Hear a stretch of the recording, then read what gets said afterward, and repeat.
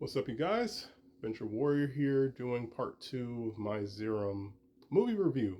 This time we'll be looking at 1994's Zeiram 2. Um, oh, cool! I'm just now seeing that it says the Kita Amiya collection. Cool.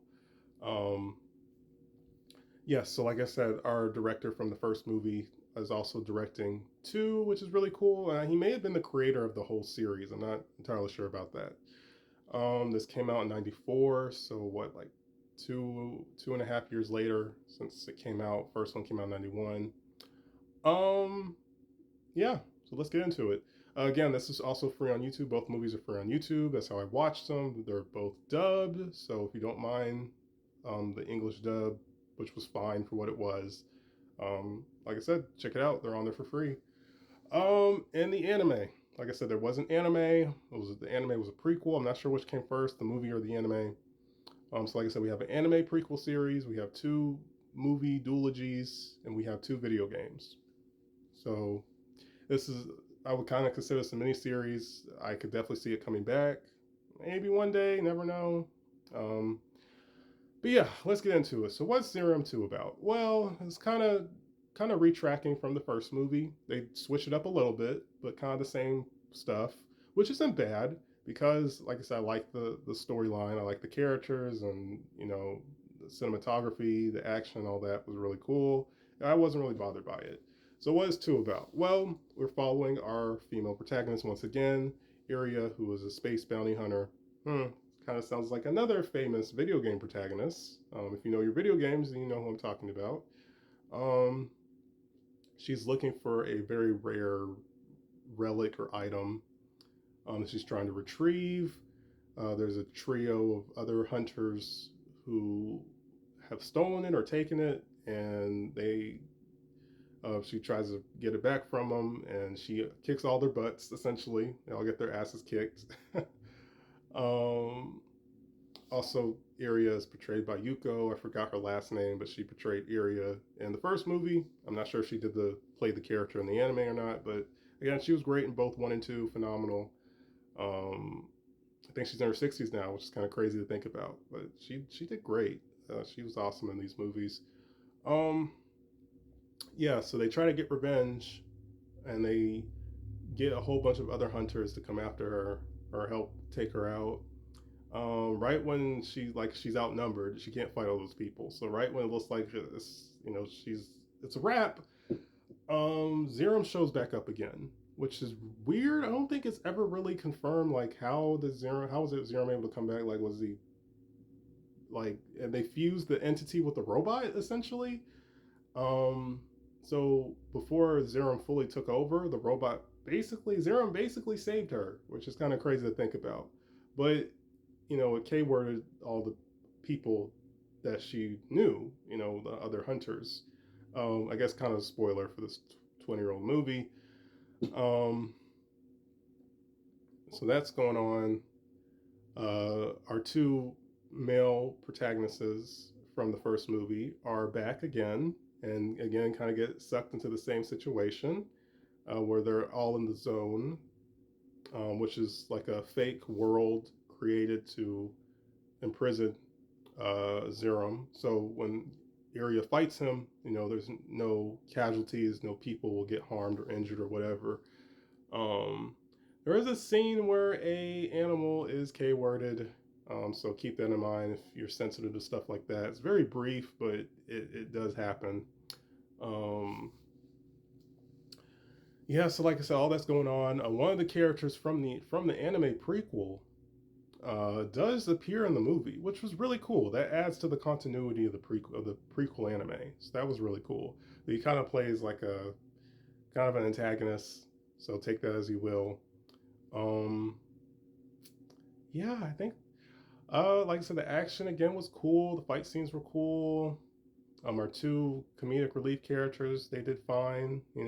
It's kind of the same stuff from the first movie, but like I said, they switch it up with like bringing in the character from the anime or showing the other hunters, and again the costume designs and stuff, and the practical effects for Zeiram were really cool. I found out, again, for those who know, I'm a toy collector. There are action figures. Of course, they're kind of dated and not all that posable and expensive, but they exist if you're interested. I might try to pick up an area figure somewhere in the future, um, and have just keep it in the box as like a display piece or something. So that's really cool. There's a little bit of merchandise. But yeah, that's kind of it.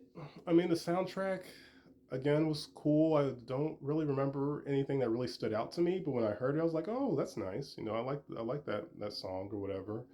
Um, this is kind of it. I mean, it's a follow up.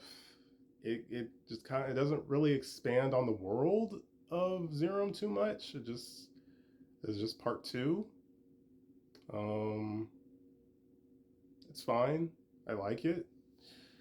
Like I said, the action was cool. The story was fine. It was enough. Like I said, it was enough to keep you invested. Again, the cast did good. The fight, like I said, the fight scenes, the practical effects with the Zeiram alien entity was really neat. Um, it was fine. It just kind of felt like a live action anime. uh, so like I said, part two is on YouTube. Um, yeah, I mean, that's really all I could say. It's good for what it is. Like I said, there's some other movies similar to this. I mentioned the Guyver movies, which also had a duology, and they intended to do a part three, but that didn't happen. Like I said, they intended to do a part three of Zeiram, which would have been really interesting. What that would have been like. There's like a interview with Akita and Yuko. She's in the interview as well, talking about a follow up or making part three. But Akita went on to work on, I believe, Kamen Rider. Maybe he worked on some Power Rangers as well. He worked on some other big name projects. So it's understandable why this series kind of got concluded or put on hiatus, um, which is a shame. Which is a shame. Wish part three, they made a part three. That would have been awesome to have a Zeiram trilogy. But you never know. Like I said, I feel like the potential for this series it's there. Like they could bring it back some shape or form and just kind of like introduce new characters, introduce new antagonists. But like I said, the way this series was written was very miniseries esque, and that's fine. Like I said, some things work better as a miniseries. Like I always say, Afro Samurai. Afro Samurai had 5 episodes in a movie.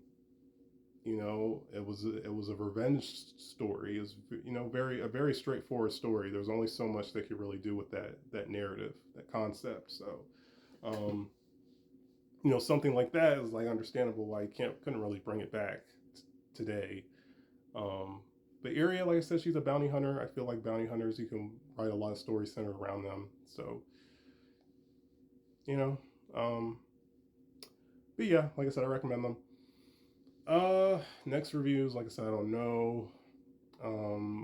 Might be video game related. We'll see. Whatever movies I'm able to watch. One movie I I've seen, but I haven't seen it like in its entirety in a long time. Was Zack Snyder's Sucker Punch. That's a movie I never really got to see growing up.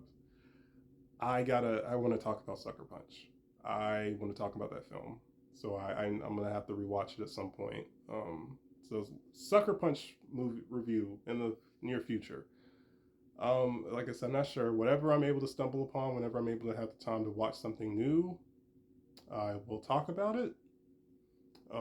Like I said, I was able to rewatch these movies back to back recently, and I was like, let me just do an update and talk about those movies in a better quality. So yeah, like I said, that's it. I recommend it. Recommend the whole series. Check out the PS1 game if you're interested. It's a beat 'em up. I did a video talking about the PS1 game. As always, like, comment, share, follow, and stay tuned for more. Peace, guys.